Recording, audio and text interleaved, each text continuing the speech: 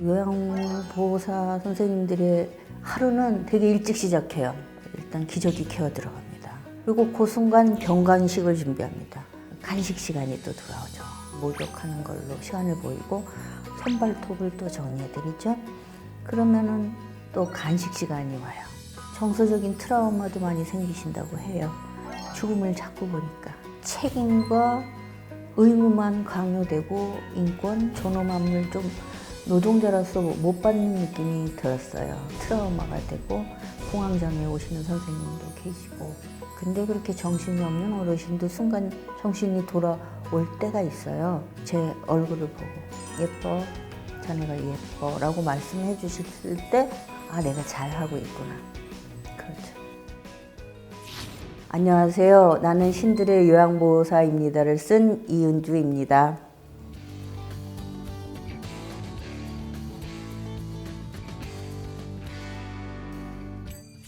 저희 일하는 엄마 대신 할머니가 키워주셨는데 할머니가 돌아가시고 너무너무 그립고 따라 죽고 싶을 만큼 보고 싶었어요. 그래서 할머니가 많은 곳을 찾다 보니까 이제 데이케어 센터에서 봉사활동부터 시작했습니다. 그러다가 돌보는 일이 저한테 되게 맞더라고요. 그래서 한편으로는 유학을 가지 말고 그냥 처음부터 요양보호사가 될 것을 너무 돌아왔다. 그런 생각까지 했죠. 저는 이제 번역 일을 하면서 면세점에서도 일을 했어요. 남동생이 좀 아파서 조카들을 좀 케어하기 위해서는 돈이 많이 필요하잖아요. 근데 하필이면 면세점이 리뉴얼에 들어갔습니다. 그때 실업 급여를 받는 동안 이제 요양보호사 교육을 받게 되었죠. 근데 제가 참 좋았던 건 이 전문 교육을 받지 않았더라면 진정한 돌봄을 몰랐고 전문적인 간병을 알지 못했다면 아픈 몸을 잘 돌보지 못했겠구나. 더 재미있어지는 거죠. 그걸 들으면서 저는 생각했어요. 나도 언젠가는 저 자리에 서보고 싶다. 그 정도로 절실하게 배운 거죠.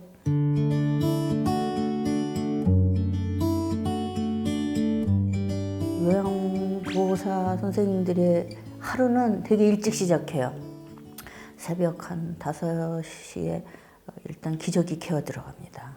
그리고 물수건으로 와상 어르신들은 다 닦아드립니다. 아주 좋아하시죠. 그리고 스스로 잔존 능력이 있으신 분은 화장실로 안내해서 양치를 하시고 세수를 하시도록 돕고요. 그리고 그 순간 병간식을 준비합니다. 죽도 못 드시는 경우에는 이제 코로 식사를 하시는데요. 그 부분이 되면 이제 와상 어르신 중에 스스로 죽을 드실 수 있는 분은 침대를 올려드립니다. 그리고 벽에를 허리에 받쳐드리죠. 그리고 비닐 앞치마를 해드려요. 그런 식으로 아침 식사가 끝나면 또 바로 기저귀 케어가 들어갑니다. 식사를 하신 다음에 기저귀 케어는 필수예요. 그리고 그 다음에는 간식 시간이 또 돌아오죠. 그리고는 또 드셨으니까 기저귀 케어가 들어가고 그리고 점심시간이 오면 똑같이 반복됩니다. 아침에 했던 순서, 오후 시간은 대부분 목욕하는 걸로 시간을 보이고 밖에서 미용사분들이 오시는 날은 또 머리를 정리합니다. 그리고 목욕하신 분들 중엔 손발톱을 또 정리해드리죠. 그러면은 또 간식 시간이 와요. 그럼 간식을 또 가볍게 배지밀이라든가 드신 다음에 또 바로 기저귀 케어. 그리고 그 후에 저희는 세탁물이 있다면 세탁을 하고 청소기도 한번 돌리고 쓰레기도 버리고 나이트를 하실 분이 오면 업무 인수인계에 들어가고 그리고 또 저녁 식사 후에는 또 양치를 또 다 준비하고 또 기저귀 케어가 들어가고 그리고 요양원에서의 밤은 좀 일찍 오지요. 그러면 어르신들이 이제 대충 텔레비 보시다가 잠이 드십니다. 그렇게 하루가 갑니다.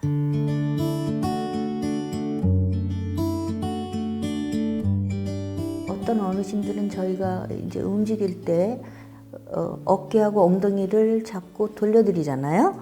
그때 부드럽게 넘어가세요. 근데 어떤 남자 어르신은 체중이 좀 나가시는데 버티시면 허리에 충격이 가해서 허리. 그리고 기저귀 케어를 할 때 늘 저희는 엎드려서 케어를 하지 않습니까? 그런 게 계속 반복되다 보면 아프죠. 그래서 그 병가를 내는 것도 참으로 어려운 일입니다. 정서적인 트라우마도 많이 생기신다고 해요. 죽음을 자꾸 보니까. 저 같은 경우에도 돌봄을 하다가 정말 열심히 돌봤는데 간식을 들고 왔는데 숨이 거두신 어르신이 계셨어요. 그때 너무 슬펐는데 또 그 다음날 되니까 또 새 어르신이 그 침대에 계시고 우리는 사람과 사람의 만남인데 충분한 애도를 못하고 또 바로 노동으로 들어가잖아요. 게다가 그렇게 열심히 돌봤는데 임종을 듣고 달려온 아드님이 돌아가시는 걸 못 봐시니까 너무 슬프니까 그 순간엔 정신이 없었어도 차후에 장례식 이후에 수고했다. 그 말 한마디 없이 왜인지 알려냐고. 왜 죽음을 못 깨달았냐고 하면 그게 대단히 상처가 되더라고요. 책임과 의무만 강요되고 우리의 권리라든가 인권, 존엄함을 좀 노동자로서 못 받는 느낌이 들었어요. 그래서 그게 트라우마가 되고 공황장애 오시는 선생님도 계시고 상처가 되기도 하죠. 그리고 갑자기 어르신이 돌아가실 경우에 제가 방문해서 잡이 없어지는 거예요. 경력 단절 여성이 되는데 우리 장기 요양보호사들은 6년 근속을 하면 장기 근속 그 비가 지급되는데 경력 단절이 되면 또 제로에서부터 시작되는 거죠. 그런 업무적인 특수성을 존중받아야 되겠고, 그리고 요양원에서의 어르신 2.5분에 한해서 한 명은 돌봐야 되는데 현실적으로는 8, 9명을 돌볼 수밖에 없는 시스템적인 문제, 그리고 노동자분들이 경제적인 문제, 이 생계를 유지하려고 나온 여성의 임금이 1시간에 10,000원, 편의점 노동자가 거의 똑같은 것을 주면서 책임은 어마어마한 걸 요구하고 있죠.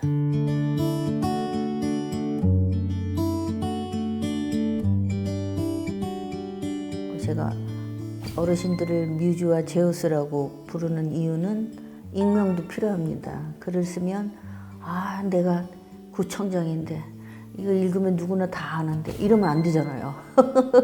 그런 어떤 인명성도 필요했지만 어르신들의 어떤 신적 존재로 불러드리면 좀 마음속으로 부르는 거죠. 조금 더 돌보는 손길이 다정해지고 애틋해지고. 근데 그중에 제우스 어르신이 진짜 제우스가 계셨어요. 저의 글에 어떤 영감을 준. 꽃무늬 이불을 되게 좋아하셔서 낮에도 허리에 이렇게 감고 계시면 침대가 붕 떠 있잖아요. 그럼 멀리서 구름 속에 앉아 계시는 것 같아요. 근데 이제 꽃무늬 이불을 빨 때가 와요. 그럼 저희들은 막 꽃이 피고 맞고 그러죠. 이불이 올 때까지, 마를 때까지. 그러면 사탕을 또 너무 애기처럼 좋아하세요.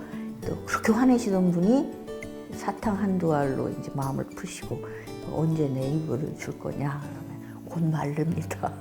그런 경우도 너무 비일비재했죠.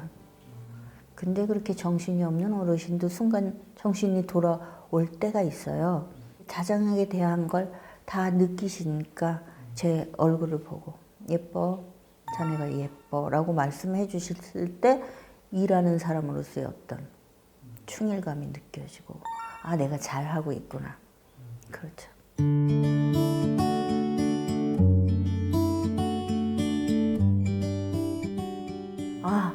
아드님들은 왔다가 그냥 가세요. 제 눈에는 왔다가 그냥 가는 거예요. 어떻게 할 줄, 돌볼 줄을 모르시는 거죠.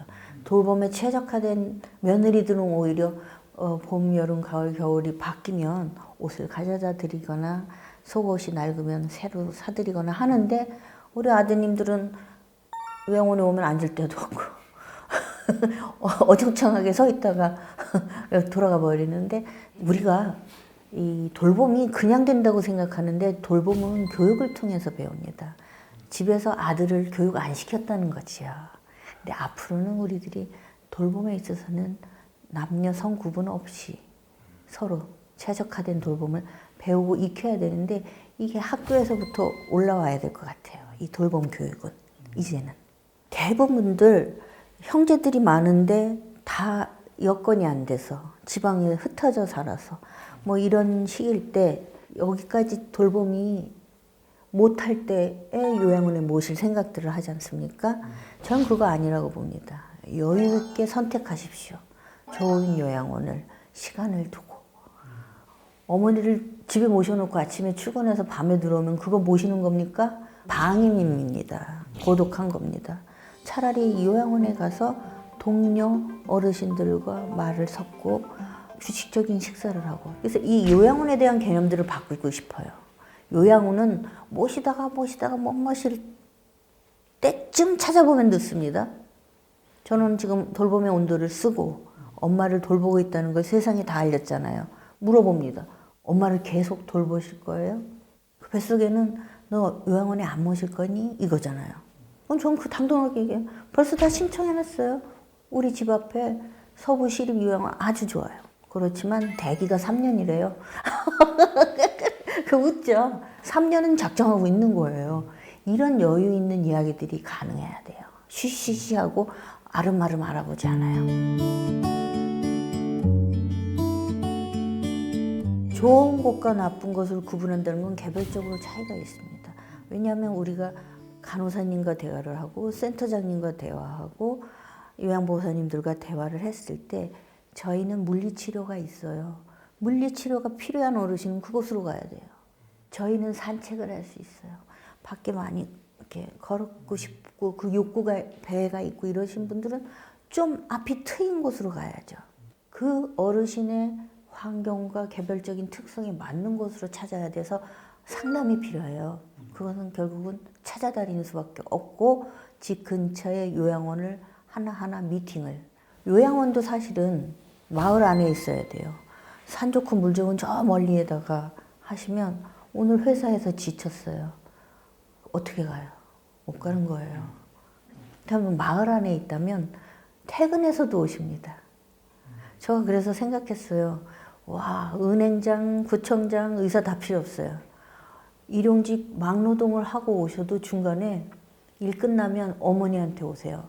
아이스, 하드, 저희들도 먹어야 하니까 한 10몇 개 사오세요. 그러면 뭐 쫙 돌리고 노래 한 도곡 불러주시다 가세요. 그러면 어르신들이 너무 좋아하세요. 남의 아들이 왔다 가는 것도 하루에 방문객이 한 명도 없을 때가 있거든요. 근데 마을 안에 요양원이 있다면 산책을 이렇게 소금으로 나가셔도 익숙한 곳이고, 그리고 떨어져 있다는 생각이 안 들고, 집 근처에서 친하게 지내던 권사님이 면회도 오실 수 있고, 또 종교 활동을 했던 분은 잠깐 일요일날 외출하셔서 종교 활동에도 참석하실 수 있고, 그런 부분들이 전 좋을 것 같아요. 그러니까 요양원에 면회 예약 시간이 있는 건 별로 좋지 않아요. 아, 이 시간엔 안 돼요. 그럼 못 가는 거잖아요. 그럼 다음 주로 넘어가야 되잖아요. 바쁜 자식들은. 그런 애틋한 만남이 어디 있습니까? 부모님은 계속 자식을 기다릴 텐데 언제 어느 때나 오픈되어서 출근 전에, 퇴근 후에, 물론 요양보호사 선생님들도 힘들겠죠. 손님을 맞아야 되니까. 하지만 손님을 맞아도 아무렇지도 않을 만큼 케어가 잘 되어 있다면 문제가 없어요. 단 보호자가 와서 간섭하지 말아야 돼요. 왜 우리 엄마는 왜 이렇게 빨리 안 해주고 이분만 빨리 식사를 주세요? 이런 거는 아닙니다. 왜? 그 사회 안에선 그 시스템이 작동하고 있는데 그걸 망쳐서는 안 되거든요. 보호자의 팁입니다.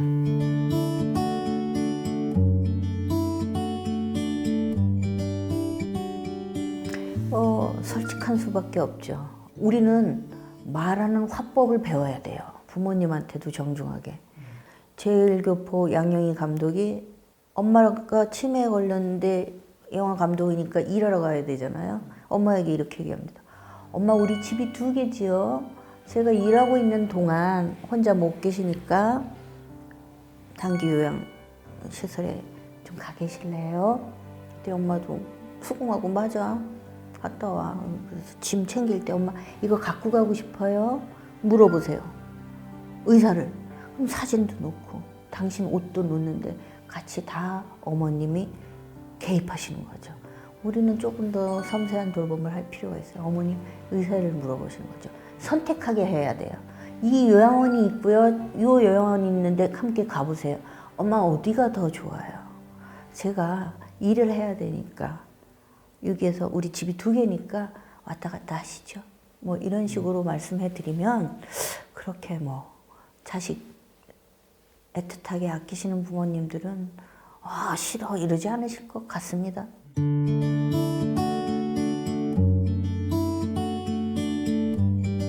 저도 지금 가족이 없지 않습니까? 결혼을 안 하면 저희는 이제 죽음까지 쭉 혼자인 거예요. 그런데 만약에 내가 친한 선배나 동료나 후배가 있어서 같이 그룹홈을 만들어서 산다면 그분들이 내 가족이나 다름없죠. 그분들에게 서로가 내가 아프면 어느 요양원에 어떻게 내 소지품은 요걸 해서 보내줘. 그리고 네가 아프면 내가 보호자가 돼줄게. 그래서 그 신가족 제도는 앞으로 점점 더 필요해질 것 같아요. 법적 보호자가 없으면 무용고자로 되어서 저편에서 이제 수속이 넘어가지 않습니까? 그러기에는 앞으로 21세기의 죽음이 너무 가여워요. 네.